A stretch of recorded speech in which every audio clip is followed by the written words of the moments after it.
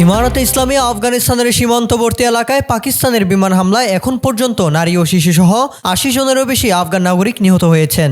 এই হামলায় আহত হয়েছেন কয়েক ডজন। পাকিস্তানের এই হামলার উপযুক্ত জবাব দেওয়ার হুঁশিয়ারি দিয়েছে আফগানিস্তান।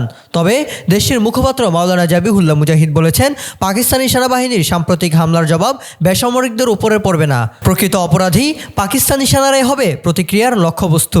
মাওলানা মুজাহিদ বলেন, পাকিস্তান নিজ দেশের অভ্যন্তরে বিরোধীদের নিয়ন্ত্রণে ব্যর্থ হলেই জনমতের দৃষ্টি ভিন্ন খাতে নিতে আফগান ভূখণ্ডে হামলার পথ বেছে নেয়। আপনার ইভেন্টের পরিকল্পনা থেকে বাস্তবায়ন এখন এক ঠিকানায়। মেহফিলিস্তান নিখুঁত ইভেন্টের বিশ্বস্ত নাম।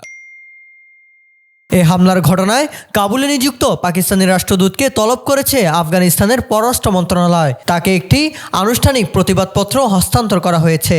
মন্ত্রণালয় এক বিবৃতিতে বলেছে, আফগান আকাশসীমা রক্ষা করা ইমারতে ইসলামিয়ার উপর অর্পিত একটি শরীয় দায়িত্ব।